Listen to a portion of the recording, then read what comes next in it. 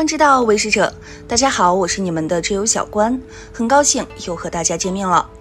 广西的王奶奶今年101岁，虽说是个101岁的老人，但奶奶依然生活自理，也不用让家人操心，让很多比王奶奶年龄小的人羡慕不已。不仅如此，王奶奶也没有因为自己是个100岁老人就一直在家中坐着，她还保持着每天1日3餐吃饭，按时运动。而就在前段时间，家人给王奶奶进行了一次体检，体检结果显示王奶奶患上了骨质疏松，这可把家人吓坏了。毕竟骨质疏松作为影响大家健康的祸首，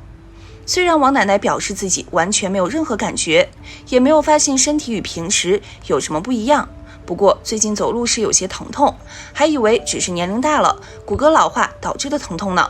可万万没想到是骨质疏松了。庆幸的是，好在王奶奶检查出来的早，经过医生与家属的协调配合，历时3个月的努力，再次去医院骨密度检查时，骨质疏松已经转为正常了。王奶奶究竟做了什么，还能在自己101岁的时候治疗好这个老年人的常见病？对于骨质疏松的人来说，大家可以多看看自身骨质疏松的原因，不要盲目吃钙片。王奶奶建议大家可以多吃点补骨叶干，并且练习护骨运动，坚持一段时间后，自身的骨骼也就会越来越强壮。补骨叶干是如何帮助大家养护骨骼的呢？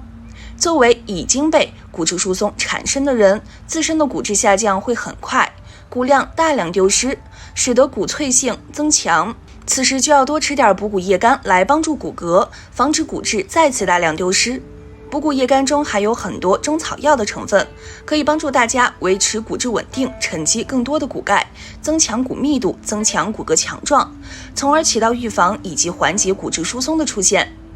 补骨叶干具有双重抗骨质疏松性，而且也具有双向调节的能量，可以从患者自身角度出发，减少骨质流失，促进自身软骨细胞的再生与修复，缓解因为骨量丢失造成的疼痛问题。而且补骨叶干使骨钙和血浆钙均处于平衡的状态时，还能促进骨骼正常生长。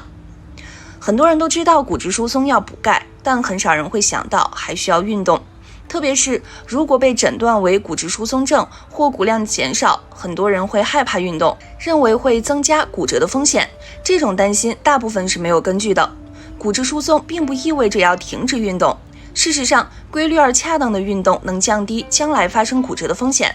当然，这里还是要强调科学恰当的运动。如果这种外力过大，超出骨骼的承受范围，就会骨折。适当运动对骨骼有非常积极的意义，目前可见的好处有：缓解骨骼疼痛，保持骨骼强度，减少骨质流失，降低骨折风险，增加肌肉力量，提高平衡能力，降低摔倒的风险，能促使全身血液循环，保障骨骼肌肉和脑细胞得到充足的营养，促使骨骼变粗，骨质密度增强，抗压抗折能力加强。运动能促进生长激素的分泌，使骨骼、肌肉、大脑发育得更好。针对不同人群有不同的护骨方式，所以要根据自己的身体状况找到最安全的运动形式。保持积极的生活方式，对骨骼整体的健康都会带来积极的影响。先来看看已经诊断为骨量减少或骨质疏松症，但没有骨折史的低风险人群。运动目的是维持或增强骨骼强度，降低骨折风险，所以在家中可以做以下简单的负重训练：每周3次，每个动作结束后停顿2秒，每个动作缓慢重复10到15次。运动时保持呼吸顺畅，不要憋气。动作1，身体前倾，弯手臂推墙。动作2，手持重物，上下弯曲手腕，以手腕带动重物，上身前倾，将手臂搁在大腿上。重物可以是哑铃，也可以是米袋、水壶等，重量依自身情况量力而行，可以逐渐增加重量。动作3，用双手双膝4个点支撑身体，同时双手臂慢慢向后爬行，注意不要弓背，不要移动双膝和脚。还可以尝试跑步，这对脊柱和髋关节有好处，推荐每周3次，每次20分钟。如果感到长时间跑步太费力，可以采取每跑20米左右走一段路交替运动的方法。另外，如果想达到更显著的锻炼效果，可以尝试高强度的负重训练。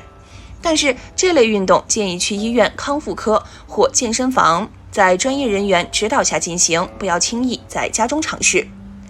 再来看看已诊断为骨量减少或骨质疏松症、有过骨折史的高风险人群。运动目的是保持健康，降低未来再发生骨折的风险。在家中利用自身体重作为阻力的后背肌肉力量训练，利于保持直立的姿势，可以在床上或地板上做，每个动作保持5秒，然后休息10秒。做2组，每组重复10到8次，循序渐进。待适应后，可以在背部或脚踝处增加重物，增加效果。动作1，用前臂推压地板，轻轻抬起后背、颈部和头部。动作2，前臂在身体侧方，轻轻抬起后背、颈部和头部。动作3，俯卧在地面，缓慢地交替抬起下肢，还可进行步行、跳舞、爬楼梯等，有利于锻炼下肢、髋部和下腰椎骨骼，同时还能有利于心血管健康。推荐每天20分钟。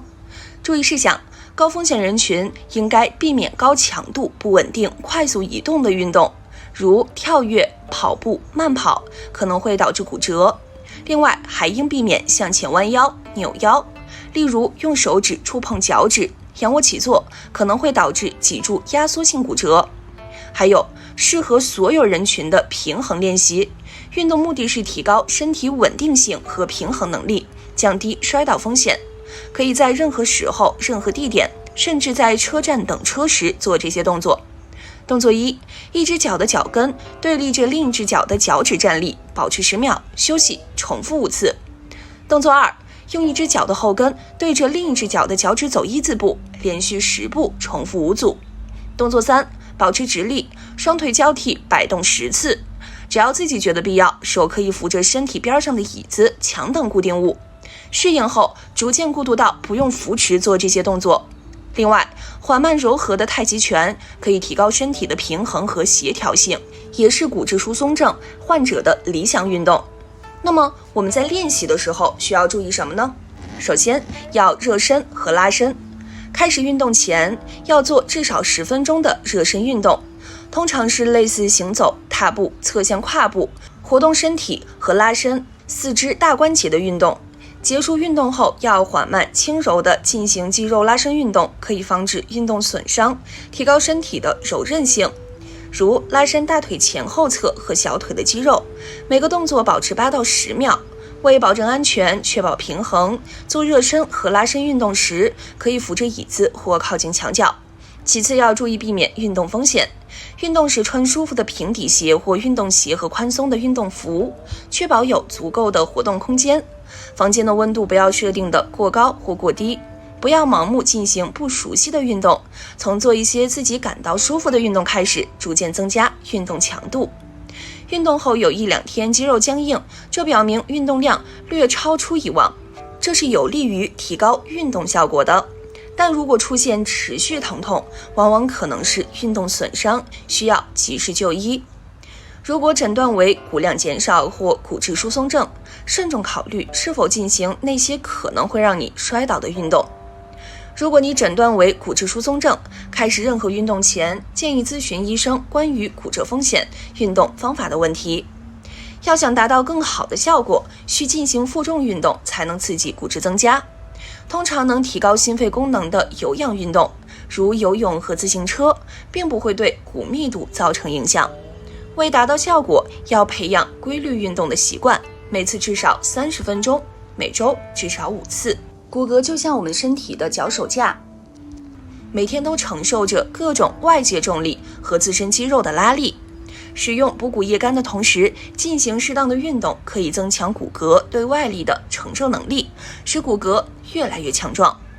好了，今天的节目就到这儿了，观友们可以在视频下方给小关留言，喜欢小关的别忘记点击订阅哦。那我们下期节目再见。